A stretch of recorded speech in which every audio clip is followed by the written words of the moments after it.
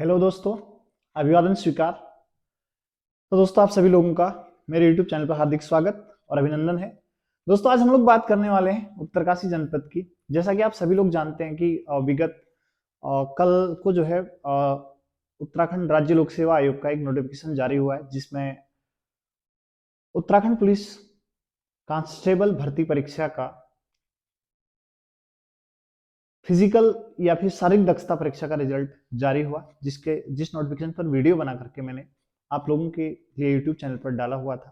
तो दोस्तों आप सभी लोगों ने देख लिया होगा।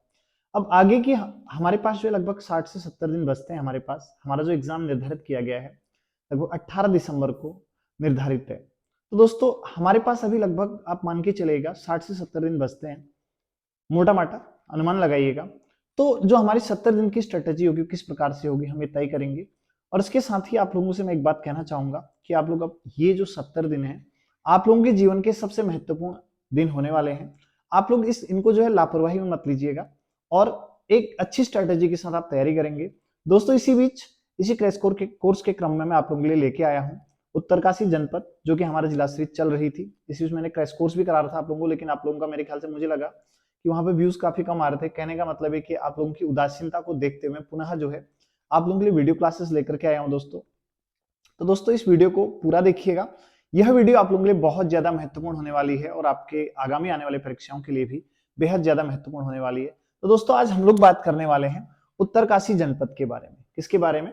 उत्तरकाशी जनपद के बारे में। तो दोस्तों उत्तरकाशी जनपद की मैं बात करता हूं तो सबसे पहले उत्तरकाशी के प्राचीन नाम से हम लोग आगे बात करने वाले हैं। तो उत्तरकाशी का जो प्राचीन नाम है वो क्या है? बाड़ाहाट। ठीक है, ध्यान रखिएगा। आप लोगों को थोड़ा सा मैं लेफ्ट हैंडी हूं तो आप लोगों को दिक्कत हो सकती है। तो उत्तरकाशी का जो प्राचीन नाम था वो क्या था? बाड़ाहाट था। ध्यान रखिएगा, आपसे बार बार एग्जाम में पूछता है। तो उत्तरकाशी का जो प्राचीन नाम था बाड़ाहाट के नाम से जानते हैं। और पुराणों में उत्तरकाशी को सौम्य काशी के नाम से, किसमें? पुराणों में। देखिएगा पुराणों में उत्तरकाशी को क्या कहा जाता है? सौम्य काशी के नाम से जाना जाता है। सौम्य काशी के नाम से जाना जाता है। तो दोस्तों इसके साथ ही आगे मैं बात करूंगा तो आप लोगों को इसमें और जो ह्वेनसांग थे, आप लोगों ने नाम सुना होगा, एक चीनी यात्री थे ह्वेनसांग। और ह्वेनसांग को युआन च्वांग के नाम से भी जाना जाता था।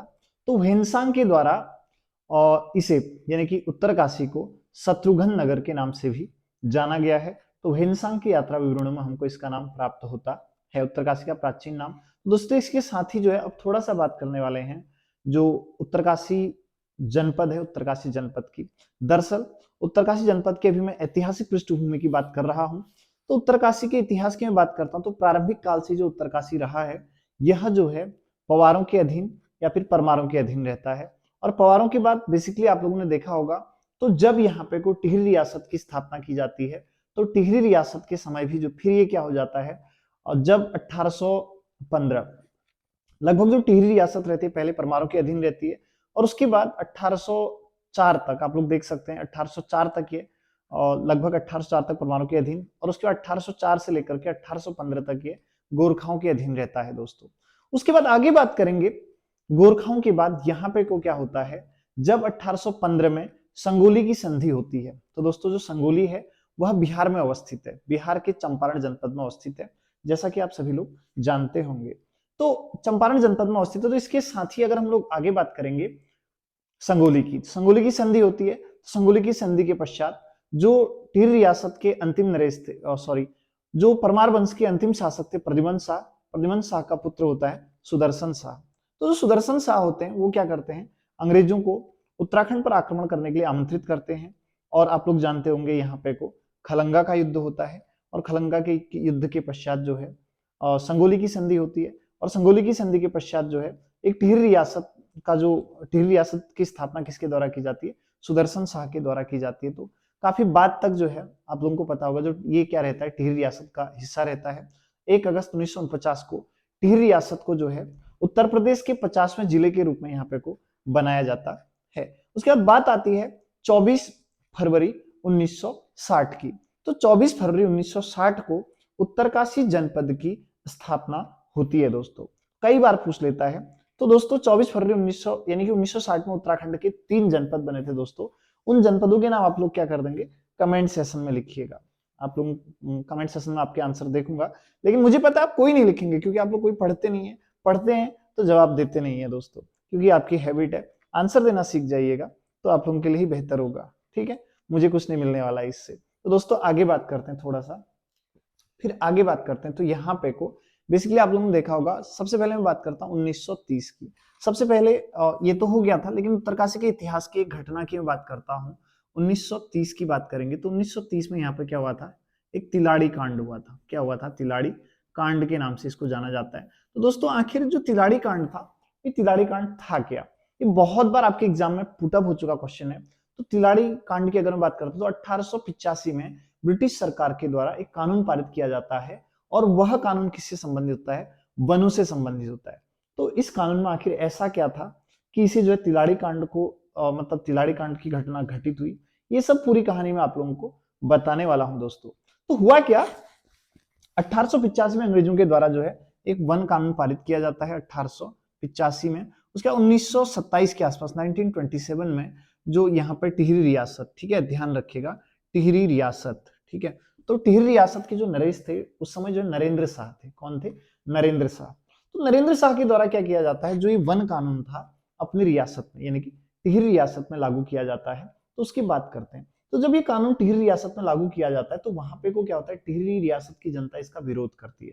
अब ऐसा क्या था इस कानून में जो टिहरी रियासत की जनता विरोध कर रही थी, तो उसमें ये कहा गया कि अगर कोई व्यक्ति क्या करता है, एक गाय, एक जोड़ी बैल और एक भैंस के अलावा अगर कोई भी अतिरिक्त पशु पालता है तो उस पर क्या किया जाएगा, ब्रिटिश सरकार क्या करेगी, 1 रुपये प्रति वर्ष की दर से उनसे क्या करेगी, टैक्स वसूलेगी। तो इसके विरोध में क्या होते हैं, टिहरी रियासत के जो लोग हैं तिलाड़ी नामक जगह पे इकट्ठे होते हैं, मतलब जो तिलाड़ी मतलब यहाँ पे इकट्ठे होते हैं। लेकिन उस टाइम पे जो टिहरी रियासत के नरेश थे, नरेंद्र शाह, वो जब ब्रिटेन की यात्रा पर होते हैं, तो उस समय जो कलेक्टर थे, कुछ वहां के जो डिप्टी कलेक्टर थे, वो वहां के कुछ लोगों को हिरासत में ले लेते हैं, लगभग 16 लोगों को हिरासत में लेते हैं। तो आंदोलन में ये क्या करता है, आग में घी का काम करता है, समझ रहे हैं, यानी कि कहने का तात्पर्य यह है कि जो आंदोलन है और तीव्र हो जाता है। तो जब ये आंदोलन तीव्र होता है तो उस समय 1930 की बात है, 1930 में। तो आप लोगों ने नाम सुना होगा चक्रधर जुयाल। चक्रधर जुयाल क्या थे उस टाइम पे, चक्रधर जुयाल की बात करते हैं, ठीक है। तो जो चक्रधर जुयाल थे उस टाइम पे दीवान थे, टिहरी रियासत में दीवान के पद पर तैनात थे। तो वो क्या करते हैं, गोली चलाने का आदेश देते हैं और तिलाड़ी में लगभग 100 लोग जो है मारे जाते हैं, ठीक है। 100 लोगों की मृत्यु हो जाती है। तो जब 100 लोगों की मृत्यु होती है तो उसके बाद जो है आंदोलन उग्र हो जाता है। लेकिन फिर जो टिहरी रियासत के नरेश नरेंद्र शाह थे वहां से वापस आ जाते हैं, यानी कि विदेश यात्रा से वापस आते हैं, फिर जनता के साथ मिल करके मतलब इस कानून को वापस लेने का काम करते हैं। इस तरीके से जनता यहाँ पे को शांत होती है। तो जो तिलाड़ी कांड है, तिलाड़ी कांड को क्या कहते हैं, उत्तराखंड का जलियांवाला बाग हत्याकांड भी कहा जाता है। और इसके साथ ही मैं बात करता हूं तो जो चक्रधर जुयाल थे उनको जो है उत्तराखंड का जनरल डायर कहते हैं, समझ रहे हैं ना, उत्तराखंड का जनरल डायर। अब बात आती है जलियांवाला बाग हत्याकांड की। तो दोस्तों गांधी युग में आप लोगों ने पढ़ा होगा, जो भारतीय इतिहास पढ़ते होंगे, तो 1917 से लेकर के 1947 तक का जो युग होता है आधुनिक भारत में, वो गांधी युग के नाम से जाना जाता है। तो गांधी युग की बात करते हैं। तो गांधी युग में क्या होता है, 1919, 13 अप्रैल 1919 दिन था बैसाखी का। दरअसल क्या था, इससे इसके पीछे कारण क्या था, जलियांवाला बाग हत्याकांड के पीछे रोलेक्ट एक्ट, नो वकील, नो दलील, नो अपील, ठीक है। तो ये कानून लागू किया गया था, यानी कहने का तात्पर्य है कि किसी व्यक्ति को बिना उसका गिरफ्तारी का कारण बताए गिरफ्तार किया जा सकता था। तो लोगों ने विरोध किया। पंजाब तो ब्रिटिश सरकार के द्वारा कई बड़े नेताओं को गिरफ्तार करके जेलों में डाला गया। तो उस समय जो है पंजाब के एक नेता हुआ करते थे सैफुद्दीन किचलू, डॉक्टर सैफुद्दीन किचलू, और उनके एक अन्य सहयोगी भी थे, उनको गिरफ्तार कर दिया गया था। तो 13 अप्रैल 1919 बैसाखी का दिन था। तो इस दिन क्या होता है, लोग जो है खाना खाने के पश्चात 12 बजे के पश्चात वहां पर एक सभा करते हैं, और उस सभा में क्या होता है, ये बेसिकली जनरल डायर जो है गोली चलाने का आदेश देता है। खैर ये कहानी भारतीय इतिहास की है, इसीलिए बता रहा था आप लोगों को। तो उसमें जो है ऑफिशियली 300 कुछ लोगों की मृत्यु होती है, लेकिन कहा जाता है कि अनऑफिशियली जो है 1000 से भी ज्यादा लोग वहां पे को मारे गए थे, जिसमें बच्चे, बूढ़े और महिलाएं शामिल थी, समझ रहे हैं।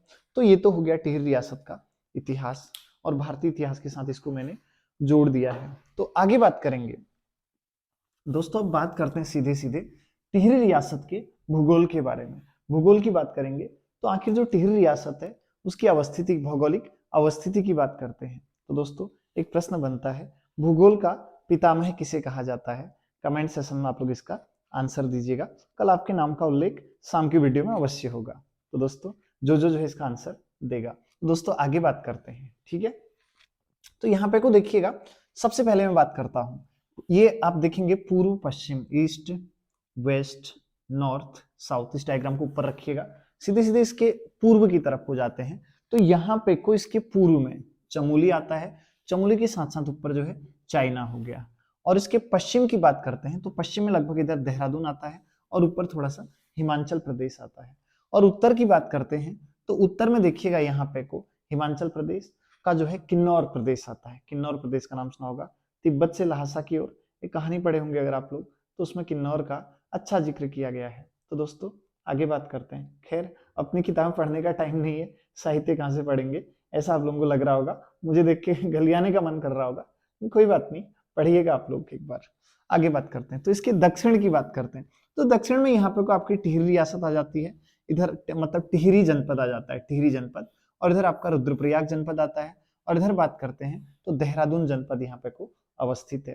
तो ये रही इसकी भौगोलिक अवस्थिति की बात करते हैं। अब बात करते हैं थोड़ा सा भूगोल के बाद इसके प्रशासनिक ढांचे की। तो प्रशासनिक ढांचों की बात करें तो यहाँ पे को कुल कितने 6 तहसीलें हैं। मोरी देखिएगा, पहला मोरी, दूसरा पुरौला, तीसरा बड़कोट, चौथा डुंडा और पांचवा आपका चिन्यालीसौड़ और छठा जो है भटवाड़ी। चिन्यालीसौड़ की बात करें तो यहाँ पे कोई एक हवाई अड्डा भी है, समझ रहे हैं। तो दोस्तों हवाई अड्डे से याद आता है, फूलचौड़ हवाई अड्डा उत्तराखंड के किस जनपद में अवस्थित है? कमेंट सेशन में आंसर लिखिएगा दोस्तों। ये तो हो गया। अब यहाँ पे नगर पालिकाओं की बात करते हैं तो उत्तरकाशी में कितनी नगर पालिकाएं हैं? 2 नगर पालिकाएं हैं। और आगे जनसंख्या की बात करेंगे तो यहाँ पे को लगभग 3,30,000 की जनसंख्या अनुमानित यहाँ पे को है। और यहाँ पे जनसंख्या का दशकीय वृद्धि दर की बात करते हैं तो 11.89% यहाँ का जनसंख्या वृद्धि दर है। और उसके बाद आगे बात करेंगे यहाँ पे को उत्तरकाशी जनपद के जनघनत्व की बात करते हैं। तो उत्तरकाशी जनपद का जो जनघनत्व है लगभग कितना है? यहाँ पे को 41 जनघनत्व है। 41 यानी कि जो यहाँ का जनघनत्व है, यानी कि पीपल डेंसिटी के नाम से जानते हैं। जनघनत्व से तात्पर्य होता है 1 किलोमीटर स्क्वायर में रहने वाले लोगों की संख्या। तो 41 लोग रहते हैं। अब आते हैं क्षेत्रफल की। इसमें थोड़ा सा कंफ्यूजन होता है, अक्सर दूर किए देते हैं। 8,016 किलोमीटर 8,016 वर्ग किलोमीटर यहाँ का क्षेत्रफल है। और आपसे अक्सर क्वेश्चन पूछा जाता है कि उत्तराखंड का क्षेत्रफल की दृष्टि से सबसे बड़ा जनपद कौन सा है? तो कई बार आप कंफ्यूज जाते हैं, आप उत्तरकाशी आंसर करते हैं, लेकिन ऐसा नहीं है दोस्तों। क्षेत्रफल की दृष्टि से उत्तराखंड का सबसे बड़ा जनपद है आप लोगों का चमोली जनपद, जिसका क्षेत्रफल है 8,030 वर्ग किलोमीटर है। तो 14 किलोमीटर स्क्वायर का अंतर है, ध्यान रखिएगा। ये हो गया। और उसके बाद आगे हम बात करेंगे, इसमें यहाँ की कुल तहसीलें मैंने बता दी, यहाँ पे 2 उप तहसीलें भी हैं। और उप तहसीलों के साथ साथ मैं यहाँ पे को बात करना चाहूंगा आप लोगों से। तो यहाँ पे लगभग जो विकास खंड है जिसे आप लोग ब्लॉक बोलते हैं, तो यहाँ पे कितने ब्लॉक हैं? 6 ब्लॉक भी हैं यहाँ पे को, ठीक है। और 3 विधानसभा क्षेत्र है, ठीक है। कितने विधानसभा क्षेत्र है? 3 विधानसभा क्षेत्र यहाँ पे को अवस्थित है दोस्तों। तो दोस्तों फिर यहाँ से आगे का जो वीडियो है आपका, अगले वीडियो में इसको पूरा कवर करूंगा। और इस वीडियो को आप लोगों को देखने के लिए बहुत बहुत धन्यवाद।